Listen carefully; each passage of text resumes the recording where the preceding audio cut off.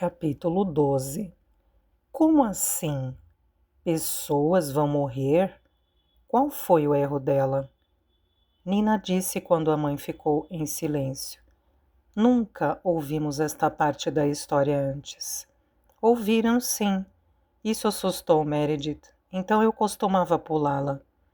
Nina levantou e foi até a cama acendendo o abajur.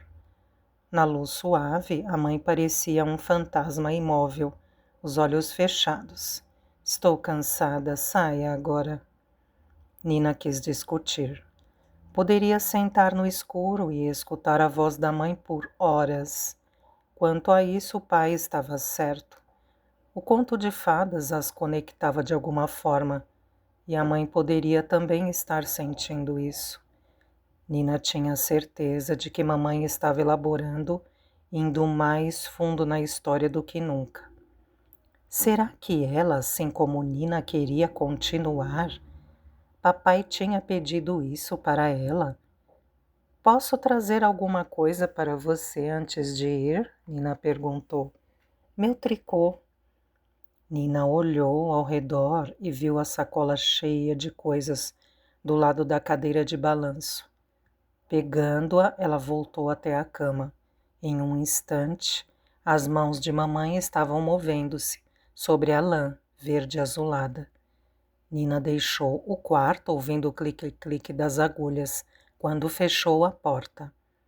Ela parou diante do banheiro e empurrou a porta. Estava vazio. Sozinha, foi para baixo e colocou uma acha de lenha no fogo que morria.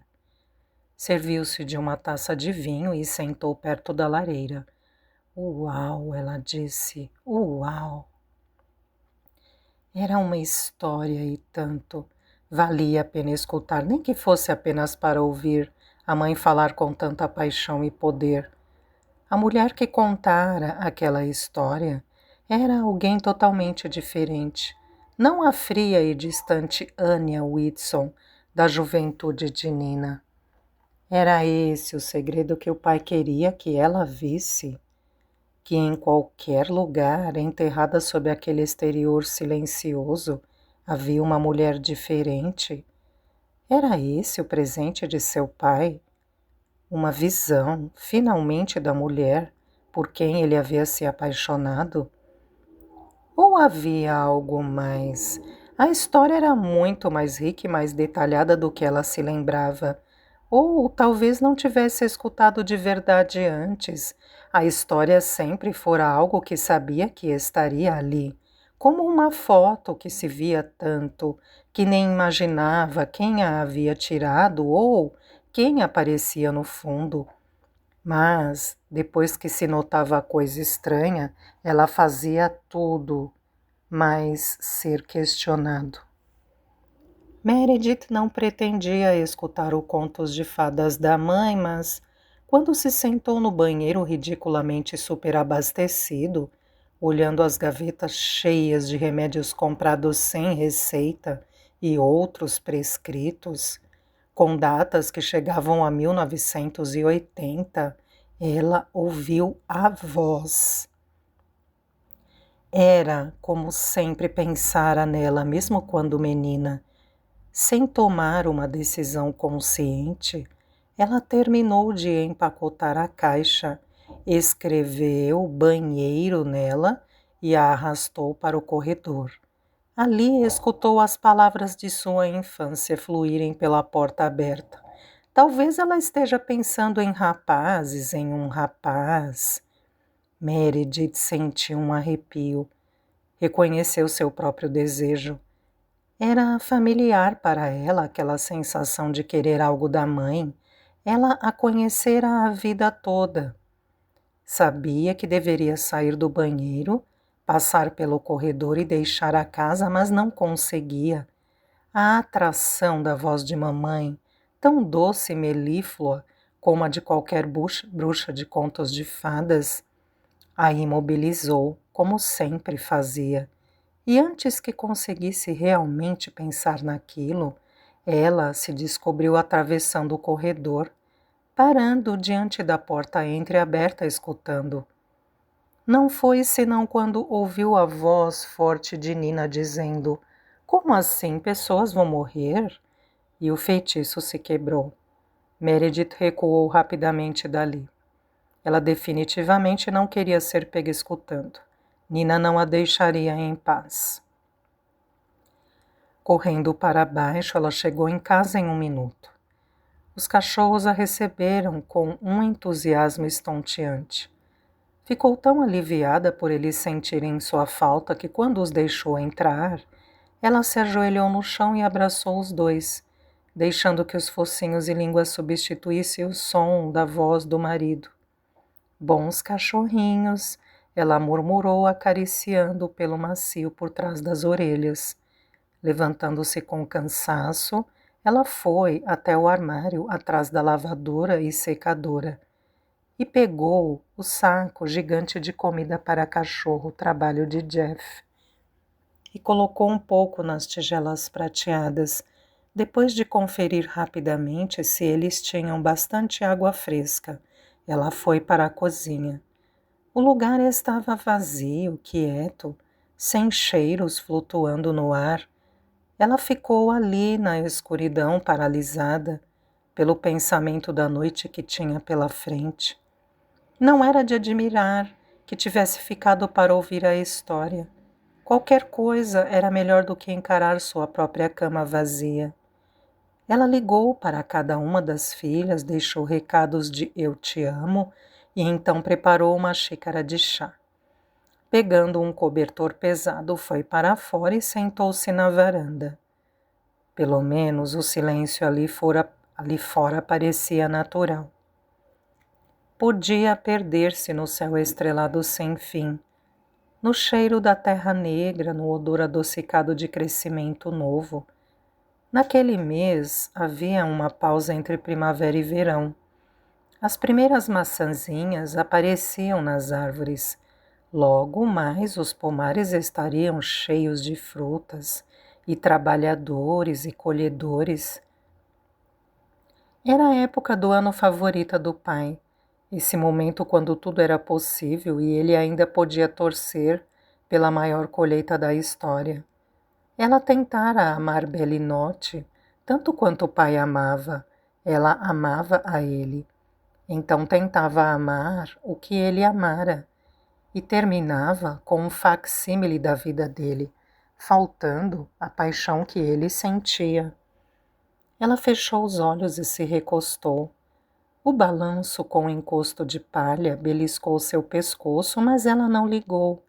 As velhas correntes enferrujadas dos dois lados gemeram quando tomou impulso com os pés. Você é como ela. Fora o que Jeff dissera. Enrolando o cobertor mais apertado ao seu redor, ela terminou o chá e foi para cima, deixando os cachorros subirem junto.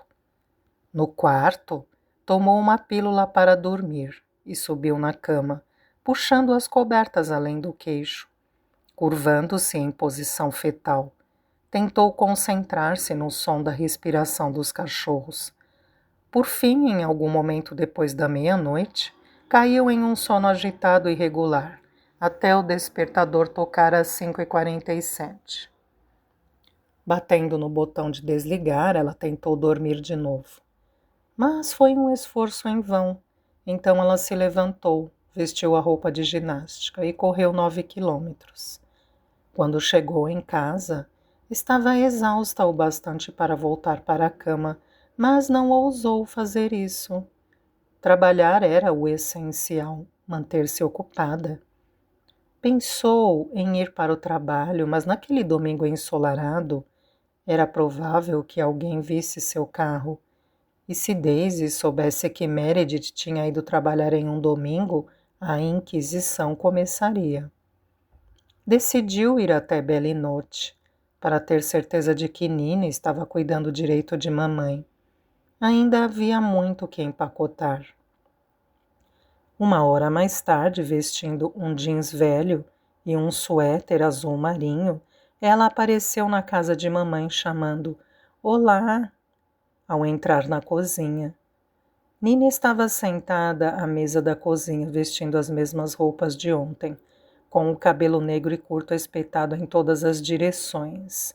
Havia vários livros abertos sobre a mesa e pedaços de papel espalhados, com a letra agressiva de Nina cobrindo a maior parte das folhas. Você parece o Una Bomber, Meredith disse. Bom dia para você também. Você dormiu? Um pouco. Qual é o problema?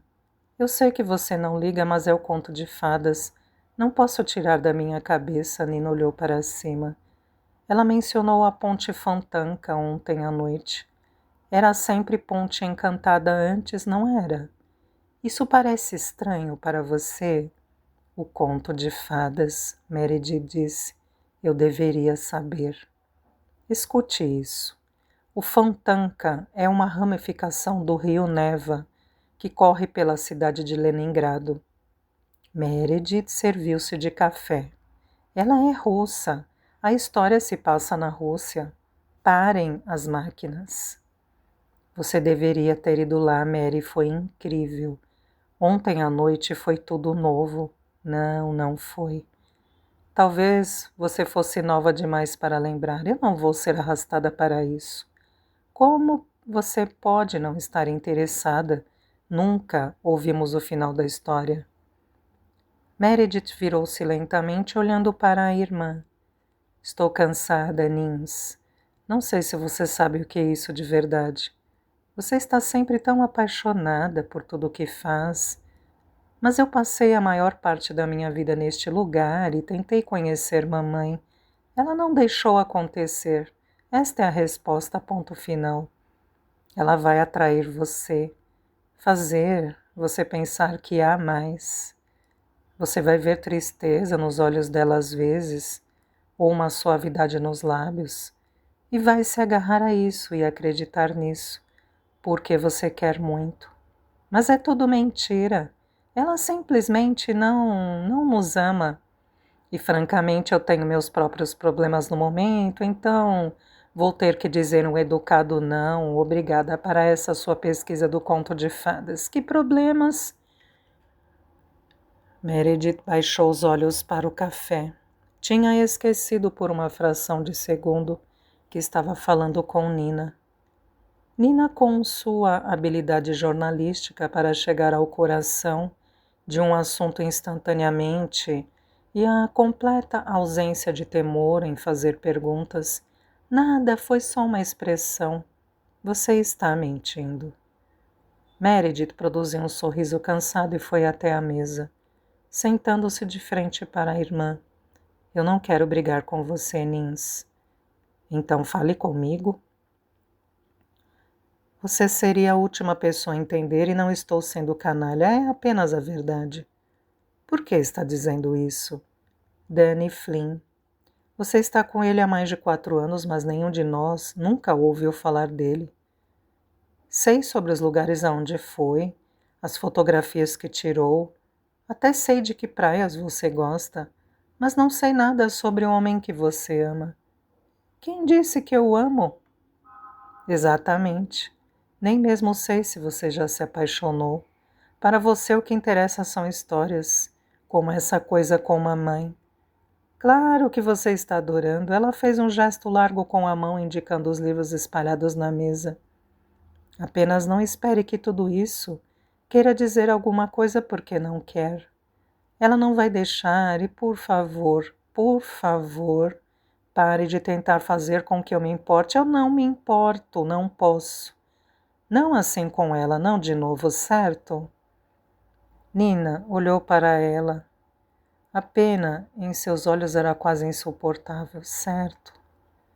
Meredith assentiu e levantou. Bom, agora vou correr até a mercearia e depois volto para continuar a empacotar as coisas. Você precisa se manter ocupada, Nina disse. Meredith ignorou o tom superior na voz da irmã. Parece que não sou só eu.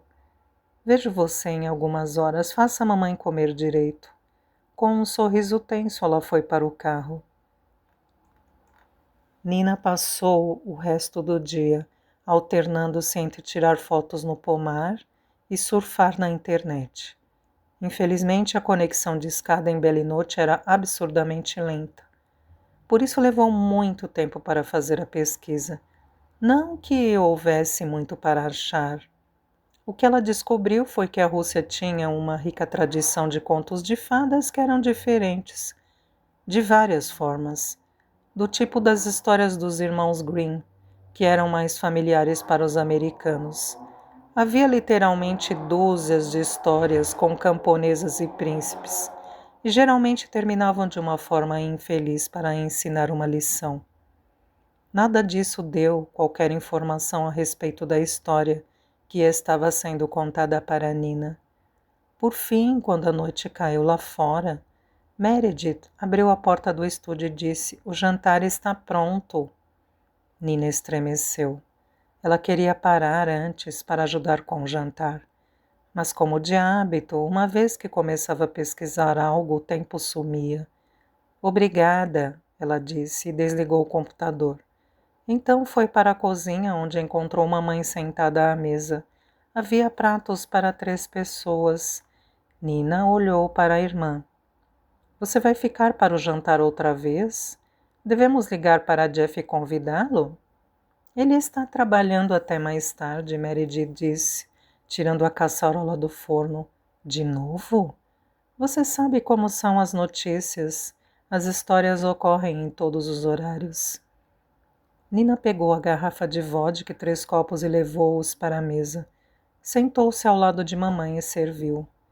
Com as mãos em luvas fofas e isolantes, Meredith carregou a caçarola quente até a mesa e a colocou sobre os suportes. "Chanaki," Nina disse, inclinando-se e inspirando o odor saboroso da caçarola de cordeiro e legumes.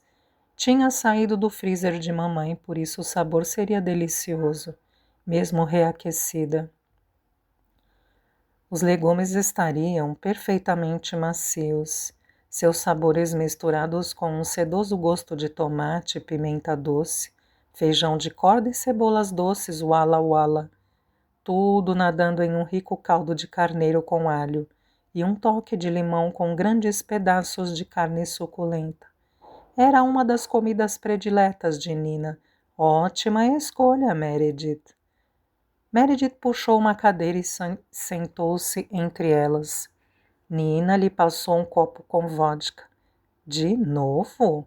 Meredith disse, franzindo a testa. "Ontem não foi o suficiente. É uma nova tradição." "Está cheirando a agulha de pinheiro," Meredith disse, torcendo o nariz ao cheirar a bebida. "O gosto é bem diferente," disse mamãe. Nina riu disso e ergueu seu copo. As 3 tocaram seus copos e beberam. Então, Nina pegou a colher grande para servir. "Eu vou servir." "Meredith, por que você não começa?" "As 3 coisas novamente?" "Você pode dizer quantas quiser, nós seguiremos você." Mamãe não disse nada, apenas balançou a cabeça. "Certo." Meredith disse enquanto Nina colocava uma porção da caçarola no prato de porcelana chinesa da irmã. "Meu momento favorito do dia é quando amanhece. Adoro sentar na varanda no verão. E Jeff acha que eu corro demais."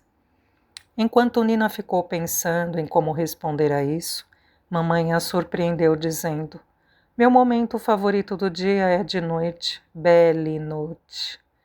Eu adoro cozinhar e seu pai acha que eu deveria aprender a tocar piano." Nina ouviu a palavra acha e isso a fez erguer os olhos.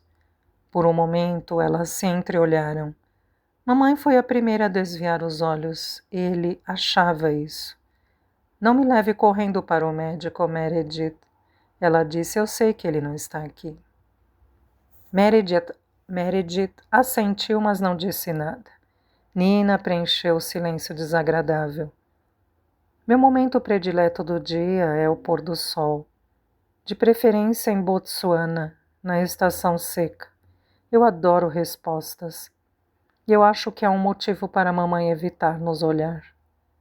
"É um significado que você quer?" mamãe disse. "Você vai ficar desapontada agora como?" Eu odeio este prato quando está frio. Nina reconheceu o tom de voz da mãe.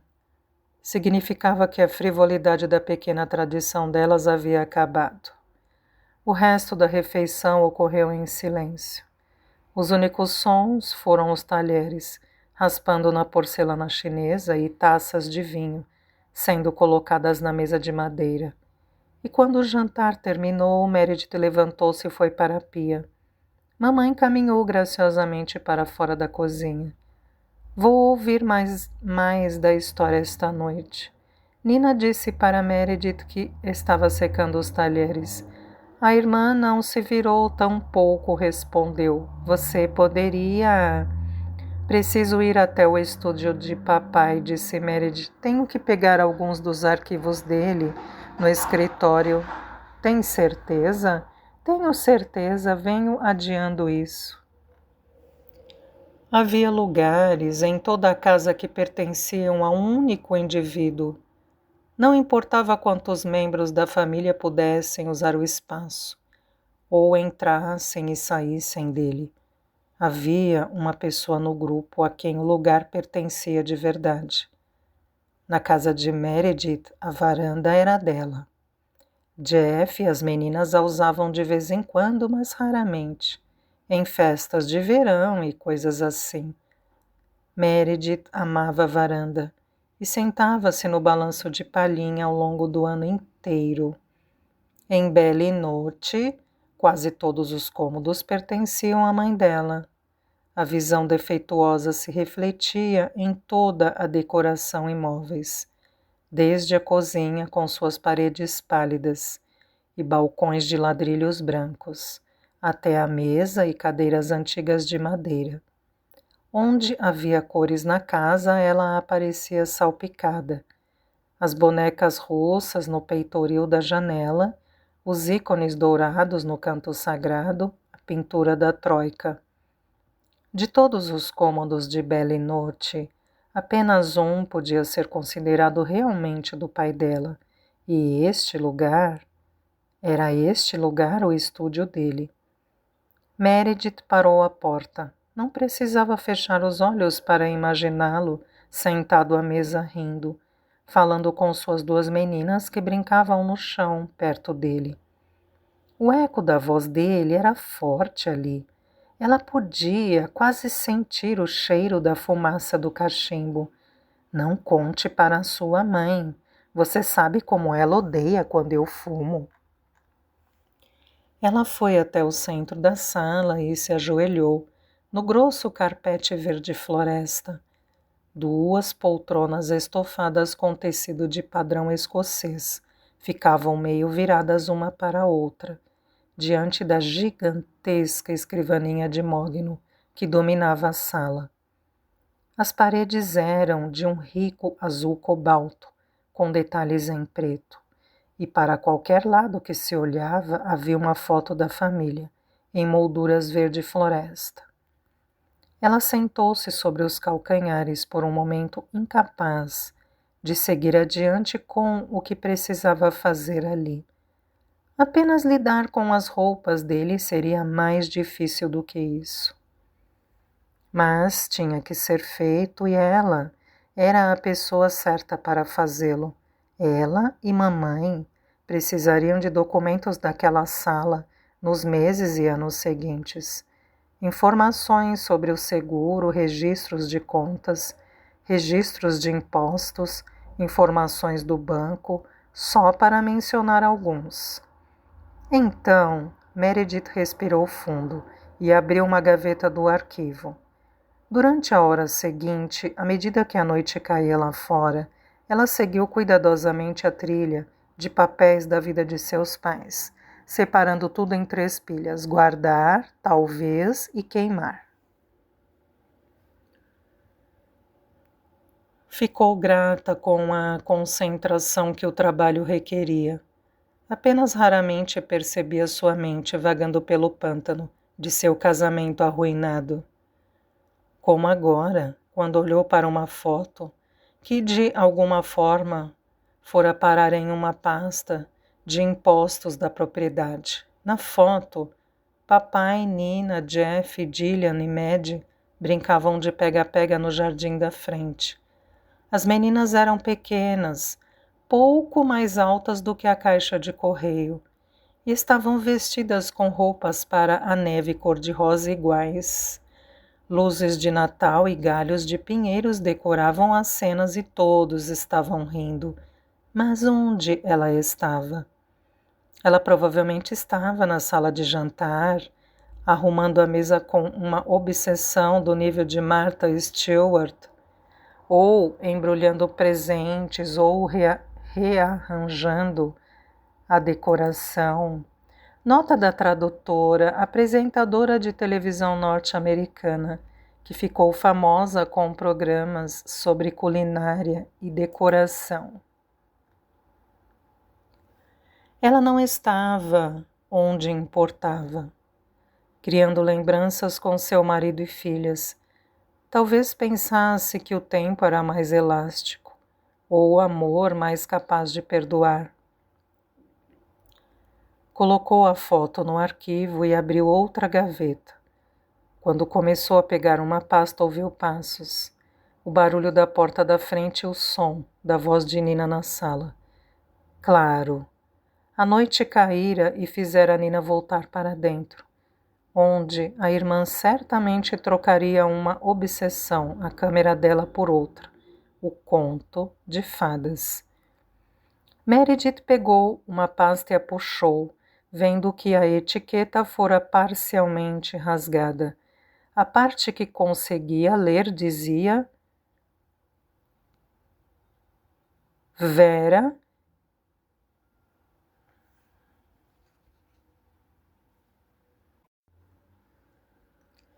A parte que conseguia ler dizia Vera Petrovna. Ficou quase certa de que aquilo era russo. Dentro da pasta achou uma única carta, datada de 20 anos antes, vinda de Anchorage, Alaska, e enviada para a senhora Eva Whitson.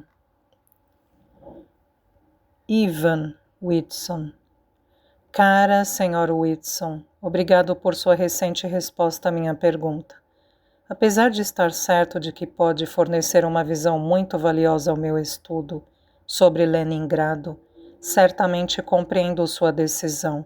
Se, no entanto, um dia vier a mudar de ideia, eu apreciaria a sua participação. Atenciosamente, Vassily Adamovich, professor de estudos russos, Universidade do Alasca. Atrás dela e pela porta aberta, ela ouviu Nina dizer alguma coisa para a mamãe. Depois veio um silêncio prolongado. Por fim, a mãe disse algo, Nina respondeu, e a mãe começou a falar de novo. O conto de fadas.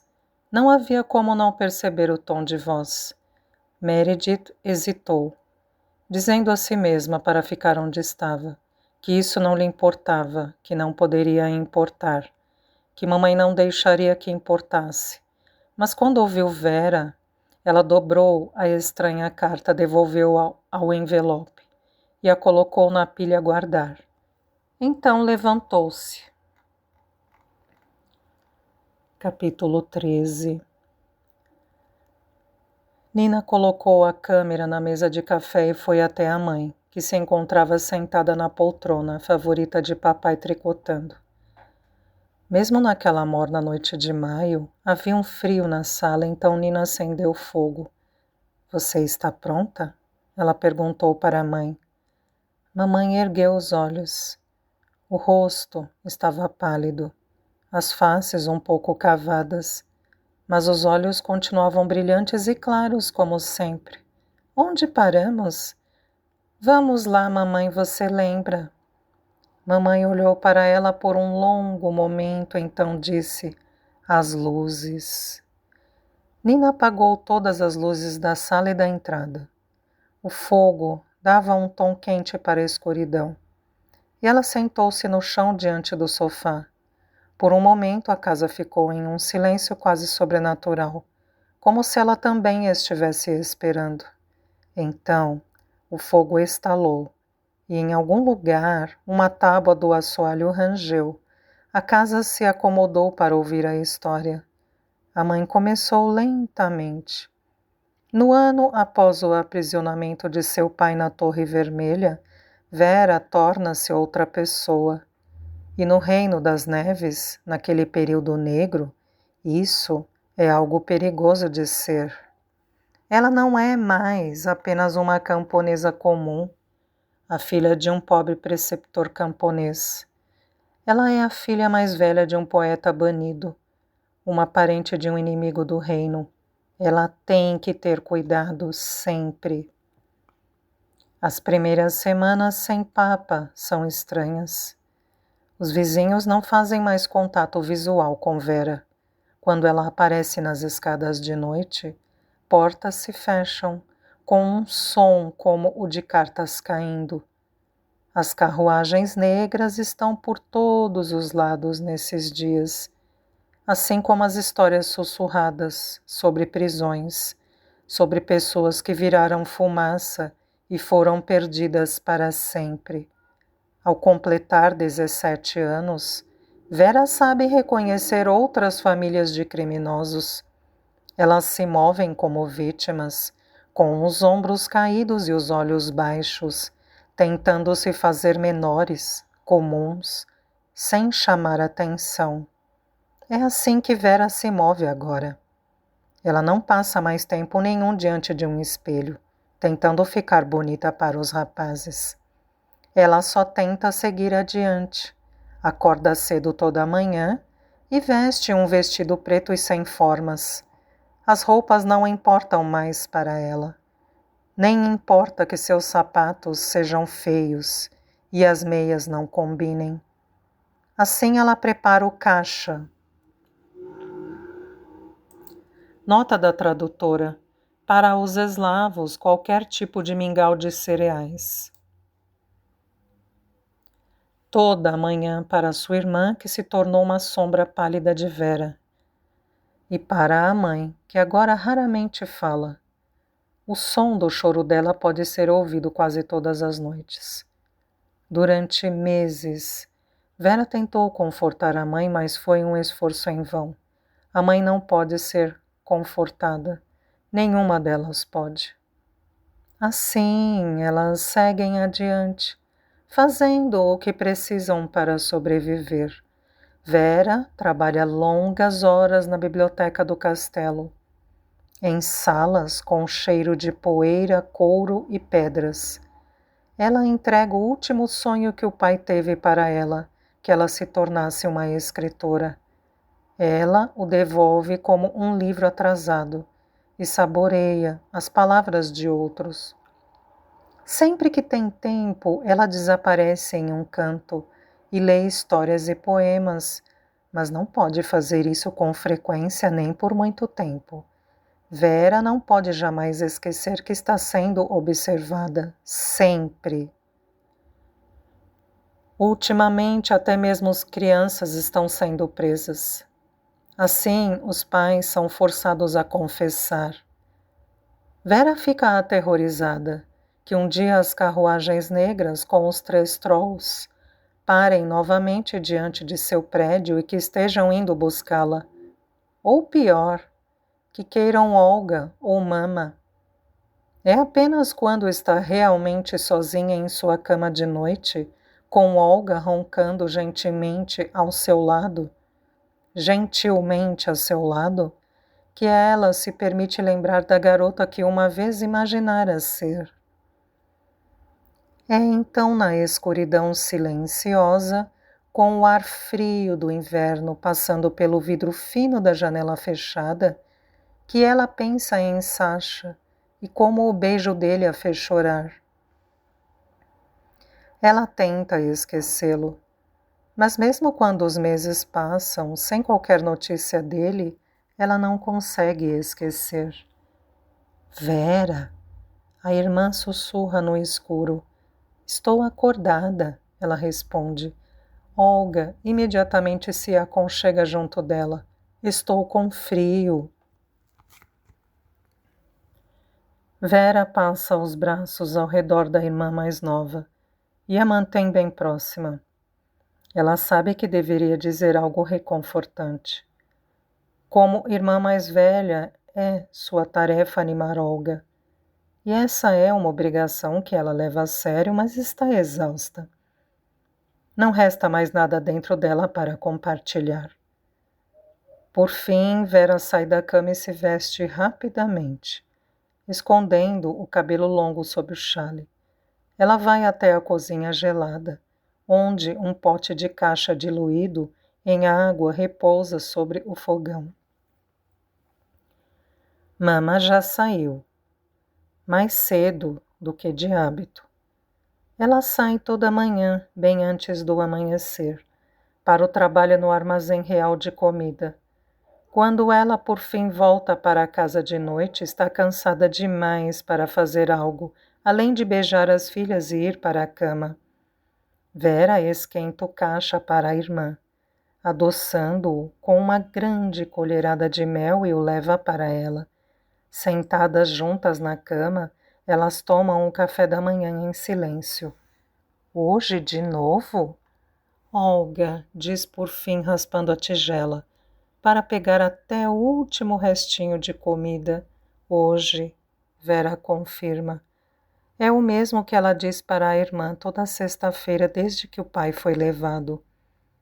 Ela não tem palavras a acrescentar. Olga sabe disso. A esperança é uma coisa frágil, quebra facilmente, se for muito manuseada. Então, sem dizer mais nada, elas se vestem para o trabalho e saem juntas do prédio. Lá fora, o inverno está rangendo os dentes. Vera ergue o colarinho e caminha rapidamente em frente. O corpo inclinado contra o vento. Flocos de neve queimam suas faces. No rio congelado, ela vê grupos de pescadores, curvados sobre buracos no gelo. Na esquina, ela e Olga se separam. Momentos depois, Vera escuta o rugido distante de um dragão e vê uma carruagem negra virar nesta rua. Sua cor vívida em meio à neve que cai e a pedra branca no reino murado. Ela mergulha no banco de neve na sombra de uma árvore de cristal. Alguém está sendo preso. A família de alguém está sendo arruinada. E tudo o que Vera consegue pensar é: graças a Deus não é minha família desta vez. Ela espera até a carruagem partir e volta a se levantar. Na neve cortante, ela pega o bonde para o outro lado da cidade, para um lugar que se tornou tão familiar para ela quanto o seu próprio braço. Na entrada do grande salão da justiça, ela para o suficiente apenas para endireitar os ombros. Abre a imensa porta de pedra e entra. A primeira coisa que vê é uma fila de mulheres, vestidas de lã com botas de feltro, que batem as mãos enluvadas para se manterem aquecidas. Elas avançam sempre adiante, pessoas na fila esperando sua vez. As 2 horas seguintes passam em um borrão cinzento, até que por fim Vera está na frente da fila. Ela reúne coragem e se endireita enquanto caminha até o balcão de mármore brilhante, onde um duende está sentado em uma cadeira alta, o rosto tão pálido e sem forma quanto cera derretendo, os olhos dourados abrindo e fechando como os de uma serpente. Nome, ele diz. Ela responde com a voz mais firme que consegue produzir. Seu marido, ele diz, a voz sibilando no silêncio. Pai, me dê seus papéis. Ela faz os papéis deslizarem por cima do balcão frio, observando a mão esguia e peluda se estender sobre eles. É preciso coragem para ficar ali, enquanto ele examina os papéis. E se ele tiver o nome dela em uma lista? Ou se estiverem esperando por ela? É perigoso ficar indo lá. Ou é o que a mãe dela diz. Mas Vera não pode parar. Fazer isso é a única esperança que ela tem. Ele devolve os papéis. O caso está sendo estudado, ele diz. E depois grita: próximo. Então, ela se afasta aos tropeços do guichê, ouvindo uma velha senhora avançar por trás dela e perguntar sobre o marido. É uma boa notícia. O pai está vivo. Ele não foi sentenciado e enviado para a desolação, ou pior. Logo, o cavaleiro negro vai perceber que cometeu um erro. Ele vai ver que o pai dela não é um traidor. Ela ergue o colarinho e volta para o frio lá de fora. Se correr, pode chegar ao trabalho ao meio-dia. Sexta-feira após sexta-feira, Vera vai ver o duende. A cada vez a resposta é a mesma. O caso está sendo estudado. Próximo. E então a mãe diz para elas que precisam se mudar. Não há nada que possamos fazer, Vera. A mãe diz, sentando desconsolada em uma cadeira da mesa da cozinha. O ano anterior foi pesado para ela. Deixou sua marca na forma de rugas. Ela fuma um cigarro barato e parece mal se importar que as cinzas caiam no chão de madeira. Meu pagamento no armazém foi diminuído. Não podemos mais pagar as contas aqui. Vera gostaria de argumentar com a mãe, como costuma fazer, mas não há dinheiro bastante para a lenha de noite e elas estão com frio. Para onde vamos? Vera pergunta. Atrás, ela escuta Olga choramingar. Minha mãe ofereceu ajuda. Vera fica surpresa por isso. Até Olga ergue o rosto. Nós nem mesmo a conhecemos, Vera diz. A mãe dá outra longa tragada no cigarro e exala a rala fumaça azul. Meus pais não aprovam seu pai, agora que ele se foi. Ele não se foi, Vera diz, decidindo naquele momento que ela nunca vai gostar desta avó, quanto mais amá-la. Apesar de a mãe não dizer nada, a expressão nos olhos escuros dela é fácil de ler, ele se foi. Olga toca Vera, se atrás de apoio ou para dar conforto, Vera não sabe dizer. Quando vamos mudar? Esta noite, antes que o senhorio venha cobrar o aluguel. Antes, Vera teria retorquido ou argumentado. Agora ela suspira e vai para o quarto. Há pouco para levar algumas roupas, alguns cobertores, uma escova de cabelo e suas velhas botas de feltro, que estão quase pequenas demais para ela. Pouco depois elas estão lá fora, vestidas em camadas, com praticamente todas as suas roupas. Elas avançam pela neve na direção de sua nova casa. Por fim, chegam lá. O prédio é pequeno e parece mal cuidado. As pedras da fachada estão caindo. Cortinas de tecido barato estão penduradas em ângulos estranhos em várias das janelas. Elas sobem as escadas até o último apartamento no segundo andar. A mulher que atende é pesada, com aspecto triste, vestindo um roupão florido que já havia visto dias melhores. O cabelo grisalho está coberto por um chale verde claro. Ela fuma um cigarro e os dedos estão manchados onde fica o cigarro. Zoia, diz a mulher, e essas são minhas netas, Verônica e Olga. Quem é quem? Eu sou Vera, ela diz mantendo-se ereta sob o escrutínio da avó. A mulher assente. Não haverá problemas com vocês, não é? Nós não precisamos do problema que vocês tiveram. Não haverá nenhum problema, Mama diz calmamente, e elas são conduzidas para dentro. Vera para de súbito. Olga colide com ela e dá uma risadinha. Mas a risada para, abruptamente. O apartamento tem só um cômodo, com um pequeno fogão para queimar lenha e uma pia, uma mesa de madeira com 4 cadeiras diferentes e uma cama estreita, encostada em uma parede. Uma janela sem cortina dá para uma parede de tijolos, do outro lado da viela. No canto, uma porta entreaberta revela um armário vazio. Não há banheiro. Deve haver um comunal para o prédio todo. Como podem todas elas viver ali, apertadas como ratos em uma caixa de sapato? Venham! A avó diz, amassando a bituca do cigarro em um pires transbordando de cinzas. Vou mostrar onde podem colocar suas coisas.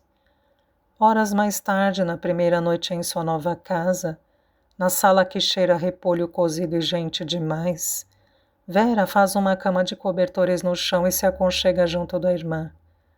Um homem do trabalho vai trazer os móveis amanhã. Mama diz em tom cansado. Olga começa a chorar.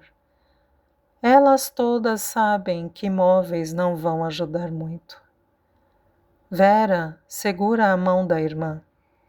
Lá fora uma carroça colide com alguma coisa, um homem grita e pragueja. E Vera não pode evitar pensar que aqueles são os sons de um sonho morrendo. Depois disso, Vera está brava o tempo todo. E apesar de tentar esconder seu desprazer com a vida, ela sabe que não consegue. Ela fica mal-humorada e é rápida para criticar. Ela, a mãe e Olga dormem juntas na cama estreita, amontoadas, tão próximas, que precisam se virar juntas, porque não há outro jeito. Ela trabalha do amanhecer até o cair da noite, e quando volta para o apartamento é mais da mesma coisa. Ela cozinha com a mãe e a avó. Daí carrega a lenha para o fogão para a noite e lava a louça. Trabalho, trabalho, trabalho. Apenas as sextas-feiras são diferentes. Você deveria parar de ir lá. A mãe diz quando saem do apartamento. São 5 da manhã e a escuridão é completa nas ruas. Quando passam por um café, um grupo de jovens nobres bêbados sai tropeçando, rindo e abraçando uns aos outros. E Vera sente uma dor no peito ao vê-los.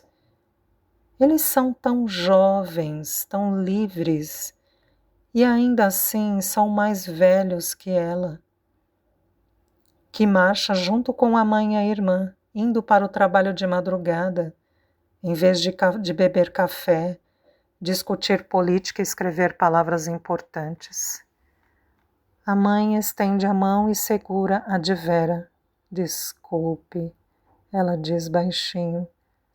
É raro elas tocarem no assunto da verdade de suas vidas, ou da perda que sofreram.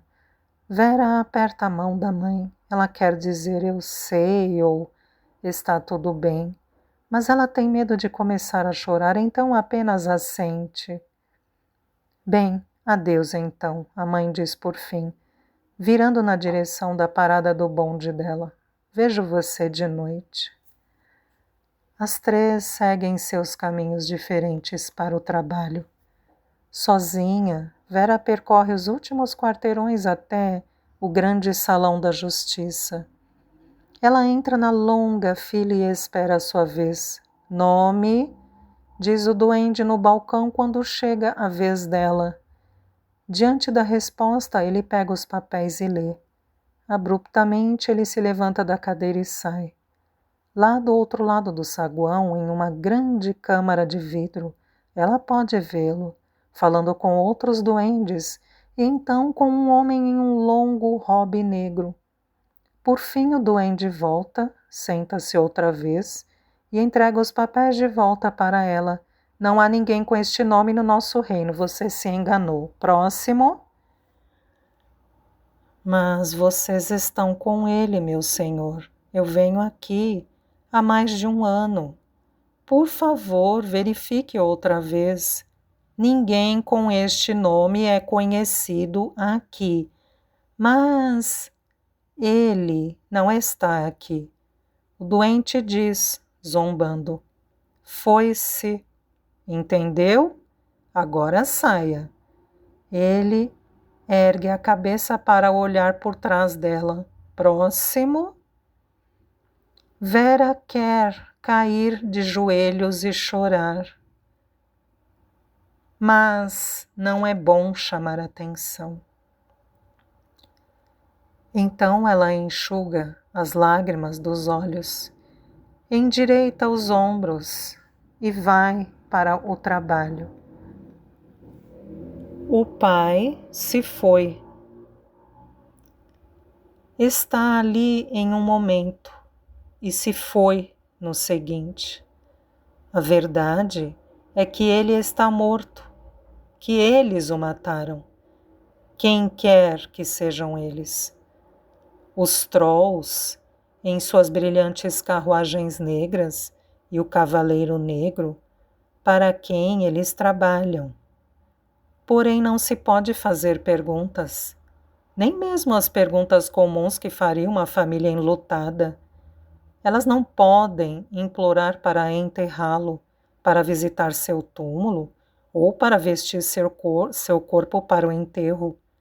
Tudo isso atrairia atenção para elas e para a execução dele, que o Cavaleiro Negro quer negar. Na biblioteca, ela realiza seu trabalho e não diz nada sobre o pai. A caminho de casa, nada de bom diz para ela hoje. Ela quer que esta viagem demore. Parece que o inverno está se erguendo do próprio chão. Folhas negras quebradiças caem das árvores e ficam suspensas no ar gelado. À distância, há tantas delas que parece que um bando de corvos. Um bando de corvos está voando baixo demais. Debaixo de um céu de chumbo, os prédios parecem monótonos e abandonados. Até o castelo verde-menta parece largado nesse clima. Ao chegar em casa, a neve está se acumulando na rua de pedras e nos galhos nus das árvores. Na porta de casa, ela para apenas o suficiente para recuperar o fôlego. Nesse instante, ela imagina a conversa que terá e a exaustão a domina. Ainda assim, ela endireita a espinha e entra. A sala está cheia com os móveis de sua antiga vida. A cama da avó está junto da parede e sobre ela há várias colchas. A cama mais estreita delas atrapalha a porta do armário. Quando querem abrir o armário, é preciso empurrar a cama. Uma escrivaninha que a mãe pintou à mão e um par de lamparinas alinham-se junto da parede sob a janela que não abre. A única peça de mobiliário bonita no apartamento. Uma maravilhosa mesa de escrever de mogno que era do pai dela. Está coberta com os jarros de conservas e cebolas. Ela vê a mãe diante do fogão. Olga está à mesa descascando batatas. A mãe dá uma olhada para ela e tira a panela do fogo. Então enxuga as mãos no avental amarrado na cintura. Apesar de o vestido ser largo e velho e de o cabelo estar desarranjado, depois de um dia trabalhando com a comida no armazém, os olhos dela são perspicazes e a expressão neles é de compreensão. É sexta-feira, ela diz por fim. Olga levanta da cadeira. Em um vestido apertado demais, ela parece uma flor saindo de uma semente. Vera não consegue evitar pensar que a irmã é uma criança aos 15 anos E ainda assim, ela lembra que foi com esta idade que conheceu Sasha. Ela então achava que era uma adulta completa. Uma mulher parada em uma ponte com um homem que pretendia amar. Você descobriu alguma coisa? Perguntou Olga. Vera sente a cor sumir do rosto. Vamos, Olga, diz Mama rapidamente. Coloque o casaco e os valenques. Nós vamos dar uma volta. Nota da tradutora. Tradicionais calçados russos para o inverno, basicamente botas de feltro. Coloque o casaco e os valenques, nós vamos dar uma volta. Mas minhas botas estão pequenas demais para mim, Olga choraminga, e está nevando. Não discuta, a mãe diz, caminhando até o grande baú de madeira e couro perto da cama delas. Sua avó logo vai voltar do trabalho. Vera fica onde está sem dizer nada, enquanto a mãe e a irmã se vestem para sair no frio. Quando estão prontas, elas saem para um mundo branco e borrado.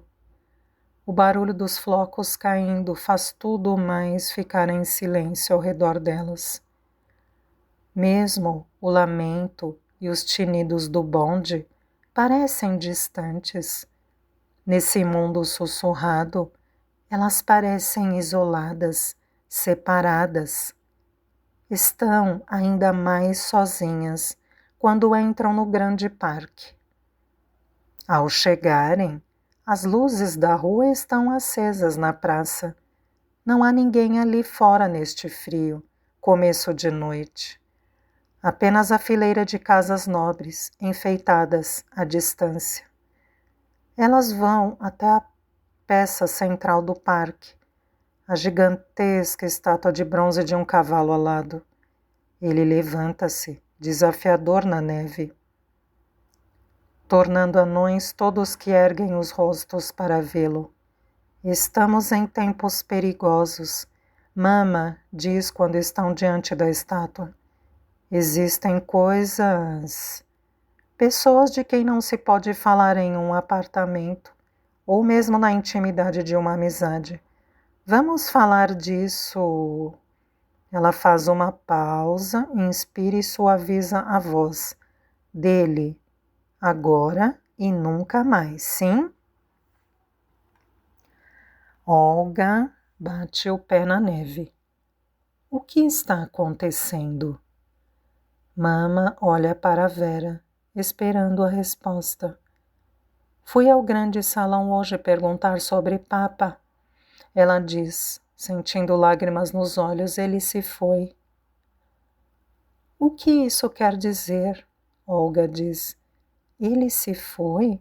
Você acha que fugiu?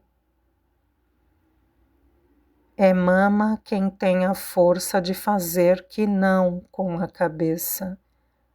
Não, ele não fugiu.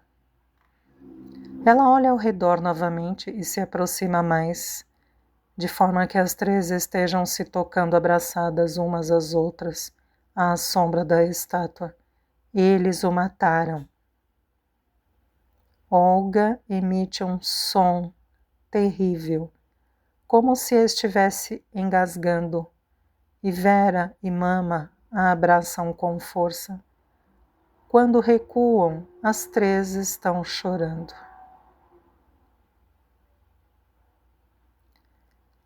Você sabia? Vera diz sem se importar em enxugar os olhos, apesar de as lágrimas estarem congelando instantaneamente, grudando seus cílios uns nos outros até que ela mal consiga enxergar. Mamãe faz que sim com a cabeça. Quando eles o levaram? Ela assente novamente. Você me deixou ir toda sexta-feira, Vera disse. Se eu soubesse... Você tinha que descobrir do seu jeito, a mãe diz. E eu tinha esperança, claro. Eu não sei o que fazer agora, Vera diz. Ela se sente desconectada de si mesma, de sua própria vida. Estive esperando que você dissesse isso, Mama diz. Vocês dois estavam esperando, com esperança. Agora vocês sabem, esta é a nossa vida. Nosso Pétia não vai voltar mais. É isto que somos agora. O que isso quer dizer? Olga pergunta. Viva, Mama diz calmamente. E Vera compreende. Está na hora de ela parar de perder tempo e começar a fazer alguma coisa com ele. Eu não sei com o que sonhar, Vera diz. Parece tudo tão impossível. Os sonhos são para homens como seu pai. Eles são o motivo pelo qual lamentamos a falta dele, em privado e em segredo, como se fôssemos criminosas. Ele plantou em suas cabeças todo tipo de fantasias. Deixem que se vão. Parem de ser as crianças dele e sejam mulheres deste reino. Há coisas a fazer lá fora, isso eu garanto. A mãe as puxa em um abraço forte e beija o rosto das duas. Quando estão próximas, ela sussurra. Ele amava vocês duas mais do que as palavras dele, mais do que a própria respiração. Isso nunca vai morrer. Eu sinto falta dele. Olga diz, começando a chorar novamente. Sim, Mama diz com a voz embargada, para sempre. É esse o tempo durante o qual teremos um lugar vazio na mesa. Ela se afasta por fim. Mas não vamos mais falar dele nunca, nem mesmo entre nós. Mas não podemos simplesmente impedir os sentimentos, Vera diz. Pode ser, a mãe diz, mas você pode se recusar a expressar o que sente. E é isso que vamos fazer. Ela coloca a mão no grande bolso do casaco de lã e tira uma borboleta cloisonné, técnica antiga de decoração de objetos feitos de metal que são pintados com esmalte, podendo ser também pedras preciosas. Nota da tradutora. Vera nunca tinha visto nada tão lindo. Aquele não era o tipo de peça que sua família podia possuir. É algo dos reis, ou pelo menos dos magos. O pai de Pétia fez isso, a mãe diz, revelando uma história da família desconhecida para elas. Era para ser da pequena princesa, mas o rei achou que o trabalho não foi bem executado. Assim seu avô foi demitido e aprendeu a fazer tijolos de barros em vez de peças de arte. Ele a deu para seu pai no dia do nosso casamento. E agora é o que temos para lembrar alguém que perdemos em nossa família. Às vezes, se fecho os olhos quando a seguro, eu posso ouvir a risada do nosso Pétia. É apenas uma borboleta. Vera diz pensando que não é algo tão bonito quanto tinha pensado. Certamente não é um substituto para a risada de seu pai. É tudo que temos, a mãe diz gentilmente. Vera envolve-se em tristeza da forma que apenas uma garota adolescente pode fazer. Mas à medida que o inverno enfraquece e a primavera floresce pelo reino, ela começa a sentir-se incomodada com sua melancolia. Não é justo que eu não possa ir para a universidade. Ela reclama com a mãe em um dia quente de verão, muitos meses depois que fizeram o funeral de mentira no parque. Elas estão ajoelhadas na terra negra, limpando o pequeno jardim. As duas já trabalharam o dia inteiro na cidade. Essa é a rotina de verão delas. Um dia de trabalho no reino e depois uma viagem de 2 horas para fora da cidade murada, para chegar ao campo, onde alugaram um pequeno terreno. Você está velha demais para ficar reclamando sobre justiça. Obviamente você entende isso tudo, diz a mãe. Eu quero estudar os grandes escritores e artistas. A mãe senta-se sobre os calcanhares e olha para Vera. Na luz densa e dourada das 10 da noite, ela parece quase bonita novamente. Apenas seus olhos castanhos permanecem teimosamente velhos. Você vive no reino das neves, ela diz. Eu acho que sei disso. Sabe mesmo? Você trabalha na melhor biblioteca do mundo. Você tem 3 milhões de livros à sua disposição todos os dias. O Museu Real fica no seu caminho para casa e sua irmã trabalha lá. A qualquer momento que quiser, você pode ir ver as pinturas dos mestres. Galina Ulanova está dançando nesta temporada e não se esqueça da ópera. Ela solta um tsk. Não venha me dizer que uma jovem mulher deste reino precisa ir para a universidade para aprender. Se acreditar em algo assim, você não é, ela abaixa a voz, filha dele. É a primeira vez que a mãe menciona Papa e isso tem o efeito desejado. Vera desliza para o lado, descendo dos calcanhares, e se senta na terra quente, olhando para a frágil roseta verde de um pequeno repolho ao seu lado. Eu sou filha de Petya Andreevich, ela pensa, e ao fazer isso lembra-se dos livros que o pai lia de noite para ela e dos sonhos que a encorajava a sonhar.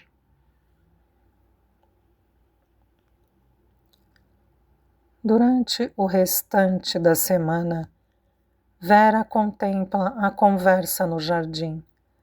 No trabalho fica andando pela biblioteca, caminhando entre as pilhas de livros, com o fantasma do pai a seu lado. Ela sabe que tudo o que precisa é de alguém que ajude a compreender as palavras que lê. É como se ela fosse uma semente, com um delicado caule verde empurrando a terra que resiste a seu movimento. Porém, o sol está lá em cima. Basta apenas continuar crescendo. E então um dia ela está ao balcão organizando rolos de pergaminhos, quando um rosto familiar aparece. É um homem velho caminhando com uma bengala pelo chão de mármore. O robe clerical muito gasto, deslizando pelo chão, atrás dele. Na mesa perto da parede ele senta-se e abre um livro. Vera se aproxima dele em silêncio, sabendo que a mãe não aprovaria seu plano. Mas subitamente aquele é um plano. Com licença, ela diz suavemente para o homem que ergue os olhos remelentos para ela. Verônica? Ele diz depois de um longo momento. Sim, ela diz. Esse homem costumava ir à casa deles nos velhos e melhores tempos. Ela não pensa em mencionar o pai, mas ele está ali entre eles tão certamente quanto a poeira. Lamento incomodá-lo, mas estou procurando um preceptor. Não tenho muito dinheiro. O clérigo tira os óculos, leva um tempo até falar. E quando o faz, a voz é pouco mais que um sussurro. Eu não posso ajudá-la pessoalmente. São esses tempos em que vivemos. Eu deveria parar de escrever, ele suspira. Como se eu pudesse, mas conheço alguns estudantes que talvez não tenham tanto medo quanto um homem velho. Vou perguntar. Obrigada. Tenha cuidado, jovem Verônica, ele diz colocando os óculos de novo, e não conte para ninguém esta conversa. Este segredo está seguro comigo. O clérigo não sorri. Nenhum segredo está seguro.